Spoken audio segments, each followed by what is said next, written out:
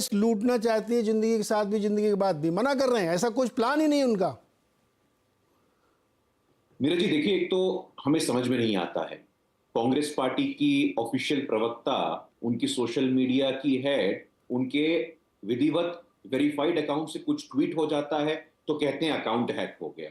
कोई नेता कुछ बोल देते हैं तो कहते हैं उनका अपना व्यू है। अरे समझ में नहीं आता है भाई, सैम पित्रोदा कोई कांग्रेस पार्टी के सामान्य कार्यकर्ता है क्या? मैं पूछना चाहता हूं आपसे, कोई कांग्रेस पार्टी का झोला ढोने वाला कार्यकर्ता है क्या? कोई दरी बिछाने वाला कार्यकर्ता है क्या? कहते ही नहीं। राहुल गांधी जी के पिता स्वर्गीय राजीव गांधी जी के सलाहकार थे, ये पूरा देश जानता है। और इंडियन ओवरसीज कांग्रेस, जो कांग्रेस भारत के बाहर है, उसके अंतरराष्ट्रीय अध्यक्ष हैं। तो ये लोग आसानी से कह देते हैं अरे अरे ये तो उनकी अपनी अलग राय है, उनकी अपना इंडिविजुअल ओपिनियन है। ये लोग आसानी से कह देते हैं अरे सुप्रिया जी का अकाउंट हैक हो गया था, इसीलिए मंडी के विषय में ऐसा बोल दिया गया। ऐसा कब तक चलेगा?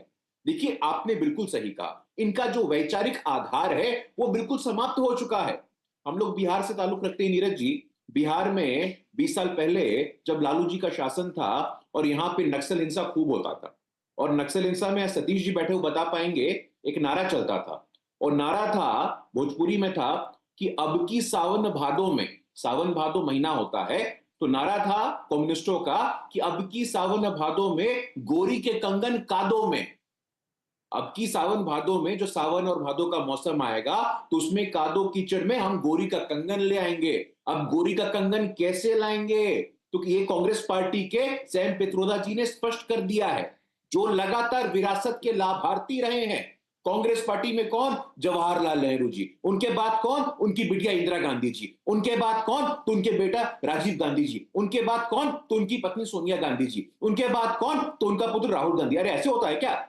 आप विरासत के लाभार्थी रहो, आप जेनरेशन के। गुरु पासवान जी, गुरु पासवान जी, भाई ये बताओ कि आप लोग बिना डेढ़ हाथ और आगे निकल के एकदम इंटरप्रेट कर डाला उसको कि मंगलसूत्र तक वसूल लेंगे, और एक्सरे हालांकि इन्होंने बोला है राहुल गांधी ने कि एक्सरे करेंगे और जमीन के नीचे गड़ा धन भी ढूंढ लेंगे।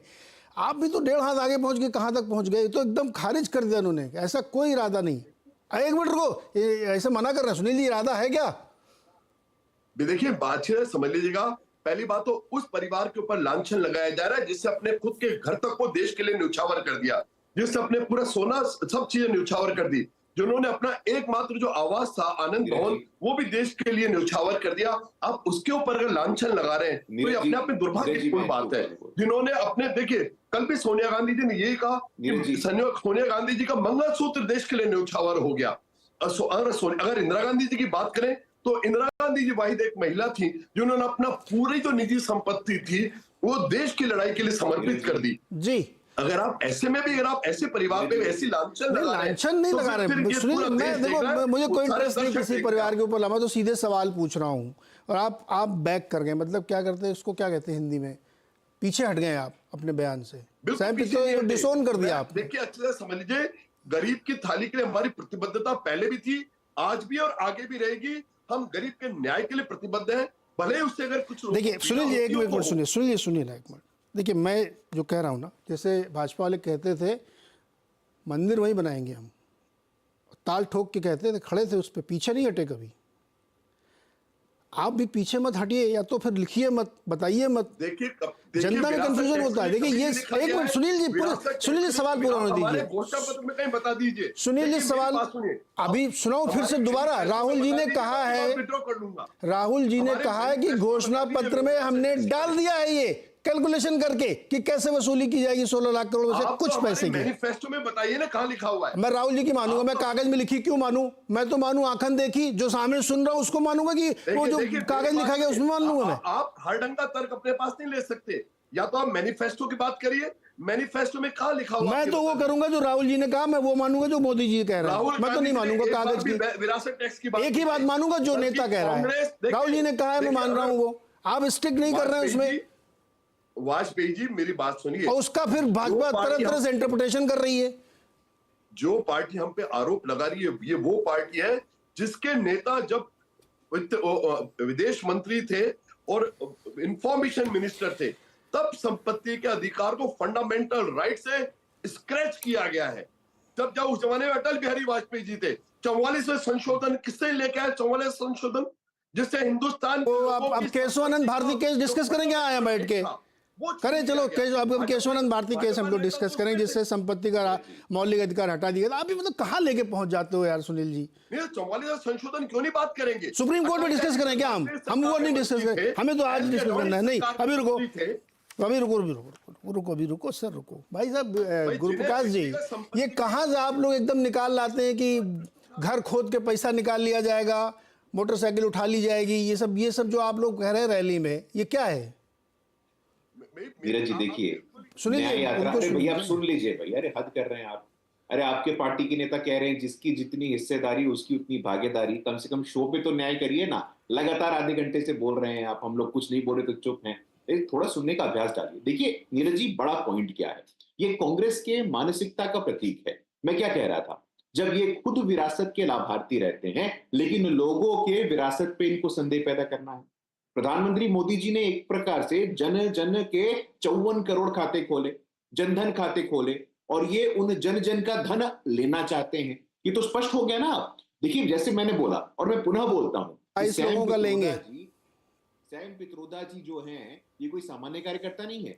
अब ये वॉट अबाउटरी में जा रहे हैं, कह रहे अरुण जेटली जी ने क्या कहा था। अरे भाई, आपके वित्त मंत्री, आपके फाइनेंशियल इंटेलेक्चुअल, आपके इतने बड़े विशेषज्ञ, चिदम्बरम साहब का बयान है, बहुत पुराना नहीं है, अभी 7 साल पुराना बयान है कि इनहेरिटेंस टैक्स होना चाहिए। हद करते हैं आप लोग। अभी नहीं गुरुप्रकाश जी, उन्होंने थोड़ा और नैरो डाउन कर दिया, केवल 22 लोगों से ही वसूली जाएगी, उसमें भी थोड़ा थोड़ा नहीं और क्लैरिटी दे दी राहुल जी ने।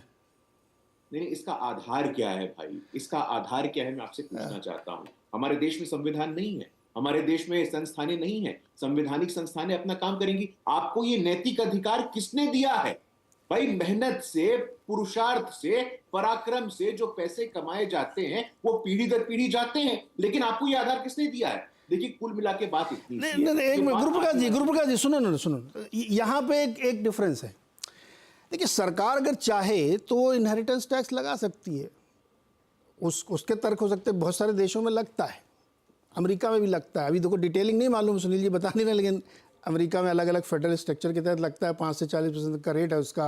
लेकिन हाँ, वो अलग बात है कि उसमें शायद 0.00001% लोग भी नहीं फंसते क्योंकि वो ट्रस्ट बना लेते हैं, वो एक डिफरेंट स्टोरी है। स्टोरी ये है कि अगर आपने इरादा बनाया तो फिर खुल के बताइए, वो ये भी नहीं बता रहे हैं, और आप उसका इतना भयंकर इंटरप्रिटेशन कर रहे हैं कि जनता एकदम डर गई है कि लूट लिया जाएगा हमको। हाँ। देखिए आपका प्रश्न नीरज जी बहुत ही स्वाभाविक है। हाँ। कम से कम स्टेप 1 हो गया है, ये होगा, ये घोषणा हो गई है। हाँ। अब इसके निटी-ग्रिटीज क्या होंगे, इसकी टेक्निकल रिक्वायरमेंट क्या होंगे, कितना प्रतिशत तक, किस पीढ़ी तक ये बटेगा, मुझे लगता है ये स्पष्ट कर देना चाहिए, आपको उजागर कर देना चाहिए। कम से कम कांग्रेस की मानसिकता, कांग्रेस की भविष्य की नीति आज स्पष्ट हो गई है कि आपके पीढ़ियों का जो धन है वो कांग्रेस पार्टी ले लेगी। और गुरुप्रकाश जी 20 मिनट हो गए, अब मैं अपने दूसरे मेहमान की तरफ चलता हूँ।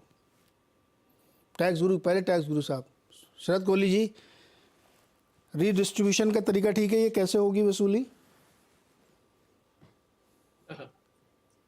निहायत ही नीरज आउटडेटेड कॉन्सेप्ट है ये। मुझे स्टालिन और लेनिन की याद दिलाता है, यूएसएसआर जब होता था। मतलब इसको आप जैसे मर्जी समझे, पर ये इस समय ना तो प्रैक्टिकली पॉसिबल है और ना ये। और अगर सैम पित्रोदा जी की मैं अगर बात करूं, क्योंकि बहुत बातें हो रही थी, तो मैं स्पष्टीकरण देना चाहता था। अमेरिका के टैक्स रूल्स मुझे भी मालूम है।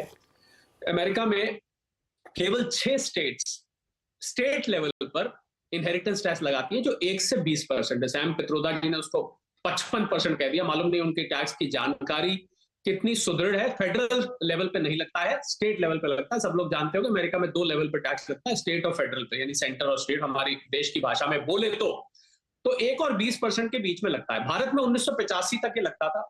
वीपी सिंह, मुझे याद है, मैं पढ़ता होता था उस समय, उन्होंने इसको विड्रॉ किया था। राजीव गांधी जी प्राइम मिनिस्टर थे। क्यों विड्रॉ किया था?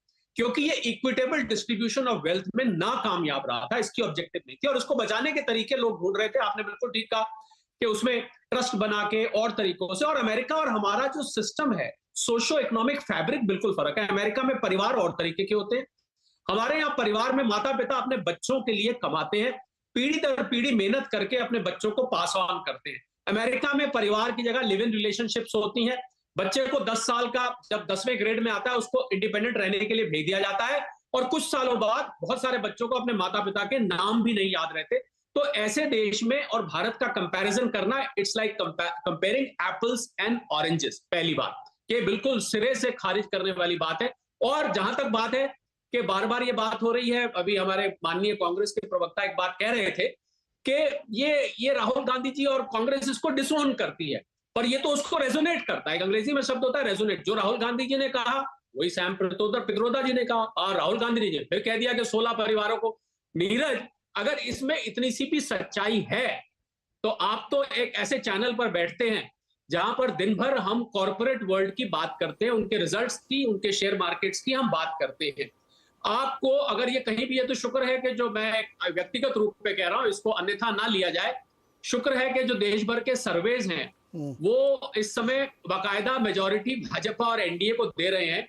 कहीं ये सच होता तो कल सुबह आपको सारा कॉर्पोरेट वर्ल्ड यहां से रीलोकेट होके यहां से बाहर जाता हुआ बसता दिखता। कोई भी व्यक्ति भारत में नहीं रहना चाहेगा।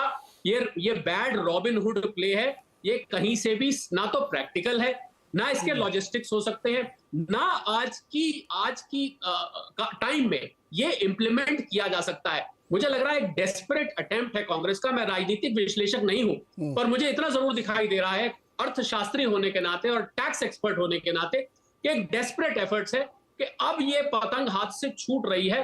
कुछ भी करके कुछ ऐसा कर दो कि देश के गरीबों के जो दिमाग हो उनको रीवॉश कर दिया जाए, उनको रिसाइकल कर दिया जाए कि देखो भाई तुमको हम वो पैसा लाके देंगे। और नीरज, एक इंटरेस्टिंग बात आपको बताऊं, मैंने जब से ये घोषणा हुई थी, मैंने कुछ गरीब परिवारों से बात करी। ये रिक्शा वाले थे, ठेला वाले थे, जिनके शायद बैंक अकाउंट भी नहीं है, जो 10,000 रुपए महीने से कम कमाते हैं। उन्होंने, आपको हैरानी होगी सुन के, उन्होंने मुझे क्या कहा। उन्होंने मुझे ये कहा कि हमको, इन्वर्टेड कॉमर्स में डाल रहा हूं, खैरात के पैसे नहीं चाहिए, आप हमें काम करना सिखा दीजिए, हमारे बच्चों को अच्छे स्कूल दे दीजिए, हमें मेडिकल फैसिलिटीज दे दीजिए, हमें ये खैरात के पैसे नहीं चाहिए, हमें दान के पैसे नहीं चाहिए, हम गैरत रखते हैं, हमारी इज्जत है। क्या रिडिस्ट्रीब्यूशन के लिए वो लोग तैयार भी हैं कि नहीं? इसका जवाब है ना। कोई भी गैरतमंद व्यक्ति किसी का दान, किसी का जितना हुआ पैसा नहीं लेना चाहेगा। नीरज, अच्छा, ये जो यूएस वाली बात आपने की ना, उसमें एक और, मतलब वहां के हिसाब से बता रहा हूँ, $13.61 मिलियन थ्रेशोल्ड है, उसके बाद लगता है सब बाहर हो जाते हैं, 100 करोड़ बनता है। एनीवे, सतीश जी, सतीश सर जी बताइए, कुछ टिप्पणी करिए सर। अरे भाई, आप इतना देर से लगे हुए हैं, तब आएगा इधर तब ना। अब आ तो गया सर। आप कहीं और ही लगे हुए हैं तो इधर देर आए ना।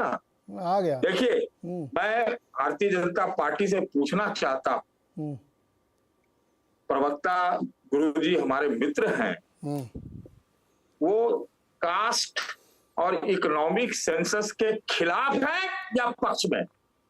पहली चीज, मैं ये मानता हूं कि हाँ जरूर आप ही का उंगली है भाई।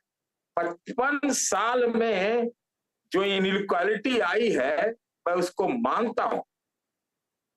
आज चिदम्बरम का इंटरव्यू मैंने देखा है, उन्होंने कहा कि 30 साल से जो गैर बराबरी आया है, इनइक्विटी एंड इक्विटी, जो लिबरलाइजेशन का फेज है, उसमें दुरुस्त करना उसको आवश्यक है। इससे किसी का इनकार है तो बताइए। दूसरा, ये हमें आप बताइए, 80 करोड़ लोगों को, उनकी भाई साहब का बात सुन रहा हूं टैक्स एक्सपर्ट को, कि क्या 80 करोड़ लोगों को मुफ्त अनाज दिया जा रहा था? खैरात है? ये खैरात है क्या? बताइए, यस और नो। मैं यस और नो में सवाल का उत्तर चाहता हूं।